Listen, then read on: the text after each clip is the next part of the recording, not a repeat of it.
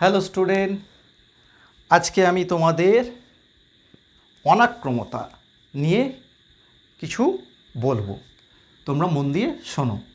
অনাক্রমতা means immunity.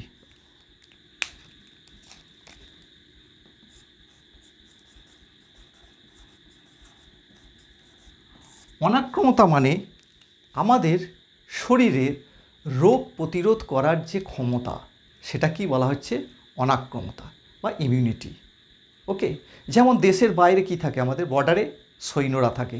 তারা কিভাবে ওই বহিরাক্রমণ থেকে প্রতিরোধ করবে আমাদের দেশকে, মানে যাতে বহিরাক্রমণ না, আমাদের বাইরের শত্রু ভেতরে না ঢুকতে পারে দেশের মধ্যে।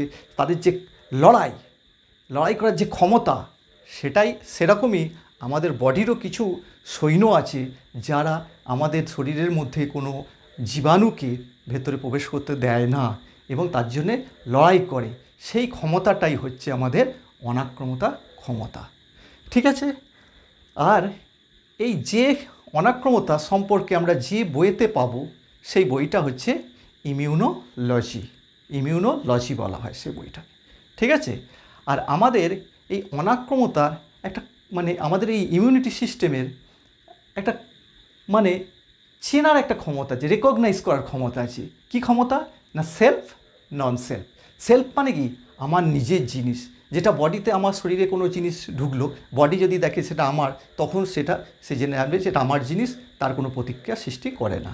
কিন্তু যখন নন সেলফ, কোনো ফরেন পার্টিকেলস আমাদের বডিতে প্রবেশ করে, তখন বডি তার একটা প্রতিক্রিয়া সৃষ্টি করে। তাহলে সেলফ আর নন সেলফ, এই যে চেনার যে ক্ষমতা, এটা একটা আমাদের ইমিউন সিস্টেমের আছে। ঠিক আছে? আর আমাদের এই বডির যে ডিফেন্স মেকানিজম, এই যে প্রতিরোধ করার যে ক্ষমতা, এই যে মেকানিজম, ডিফেন্স মেকানিজমটাকে আমরা 3টে লাইনে ভাগ করতে পারি। First line defence, second line defence, third line defence. First line defence, second line defence আর third line defence. First line ডিফেন্সে কে আসবে? আমাদের স্কিন আসবে, ত্বক আসবে, আর কি আসবে? মিউকাস আসবে। সেকেন্ড লাইনে কি আসবে? ডব্লিউবিসি আসবে, ব্লাড আসবে বলতে পারো। আর থার্ড লাইনে আমাদের অ্যান্টিবডি আছে। ঠিক আছে? থার্ড লাইন ডিফেন্সে আসবে। এই 3টে লাইন ডিফেন্স মেকানিজম আছে। আর আমাদের এই ইমিউনোলজি বা অনাক্রমতাটাকে দুটো ভাগে ভাগ করতে পারি। একটা হচ্ছে ইননেট, মানে যেটা জন্মগত, আর একটা হচ্ছে অর্জিত, অ্যাকোয়ার। আমরা আজকে জন্মগত ইমিউনিটিটা সম্পর্কে একটু জানব। জন্মগত ইমিউনিটি হলো, অনাক্রমতা হলো ওর একটা নন স্পেসিফিক, এর কোনো স্পেসিফিসিটি নেই যে হ্যাঁ এই রোগটার জন্যে এই অ্যান্টিজেনটার জন্য এই অ্যান্টিবডি, সেটা আমরা পড়বো স্পেসিফিকের ক্ষেত্রে। নন স্পেসিফিক মানে এমন একটা ইমিউনো সিস্টেম আমাদের মধ্যে আছে যেটা যে কোনো রোগকে, যে কোনো মাইক্রো অর্গানিজমকে প্রতিরোধ করার তার ক্ষমতা থাকবে, সেই সম্পর্কে জানবো। এখানে কি কি আছে? এখানে 4টে ব্যারিয়ার আছে। 1 নম্বর হচ্ছে ফিজিক্যাল ব্যারিয়ার, 2 নম্বর আছে ফিজিওলজিক্যাল ব্যারিয়ার, 3 নম্বর হচ্ছে সেলুলার ব্যারিয়ার, আর 4 নম্বর হচ্ছে সাইটোকাইন। এই 4টে ব্যারিয়ার। ফিজিক্যাল ব্যারিয়ারের মধ্যে কে পড়বে? না, ফিজিক্যাল ব্যারিয়ারের মধ্যে ফার্স্টই পড়বে ত্বক। কারণ কি? কোনো মাইক্রো অর্গানিজম, কোনো ব্যাকটেরিয়া, ভাইরাস ফার্স্ট এন্টার করতে গেলে আমাদের গোটা বডিতে কী আছে? ত্বক দ্বারা ঢাকা আছে। তাহলে ত্বক কী করবে? তাকে ফার্স্ট বাধা দেবে। তাহলে সেই চাই ফিজিক্যাল ব্যারিয়ার। ফার্স্ট ব্যারিয়ার হচ্ছে ত্বক।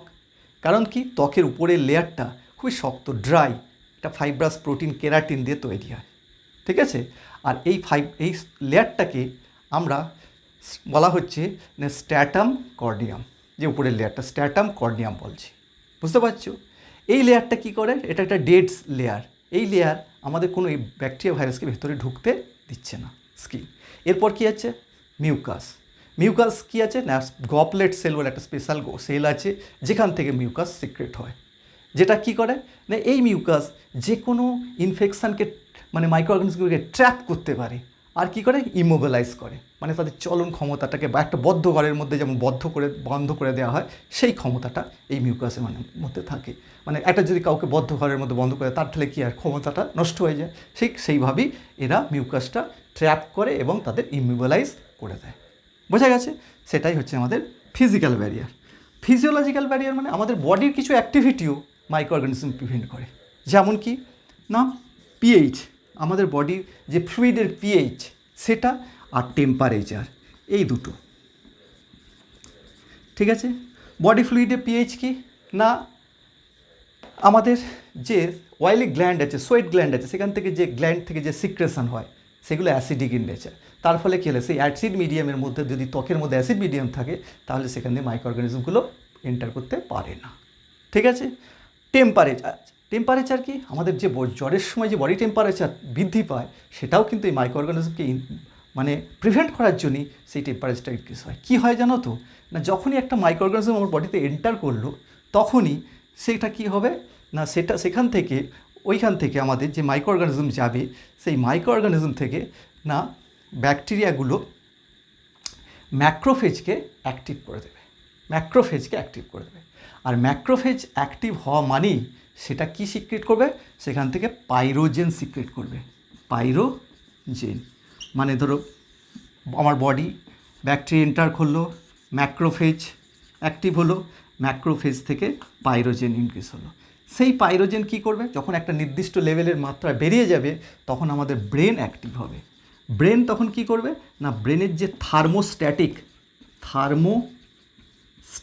একটা সেন্টার আছে, সেই থার্মোস্ট্যাটিক সেন্টার কী করবে, আমাদের সমস্ত যে বডির টেম্পারেচারটাকে বাড়িয়ে দেবে। তার ফলে সেখানে একটা টেম্পারেচার ও ব্যাকটেরিয়া ভাইরাস কিছুটা ডিস্ট্রয় হয়। বুঝতে পেরেছ?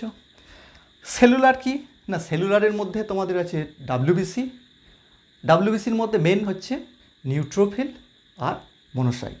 এরা ফ্যাগোসাইটোসিস প্রসেসে বিভিন্ন মাইক্রো অর্গানিজমগুলোকে খেয়ে নেয়, খেয়ে রোগ প্রতিরোধের হাত থেকে আমাদের রক্ষা করে। আর কি না, আর হচ্ছে এখানে কিছু ইনফ্ল্যামেটরি অ্যাকশান, মানে কোনো জায়গায় ধরো আঘাত লেগেছে, সেখানে কি হলো, সেখানে ব্যাকটেরিয়া ভাইরাস এন্টার করলো, করার ফলে কি হলো, সেখান থেকে কি হলো, একটা টক্সিক সিক্রেট হলো। সেই টক্সিক কী করলো না, মাস্ট সেলকে ডিস্ট্রয় করলো। তখন মাস্ট সেলকে যে ডিস্ট্রয় করলে কী হবে, সেখান থেকে হিস্টামিন রিলিজ হবে।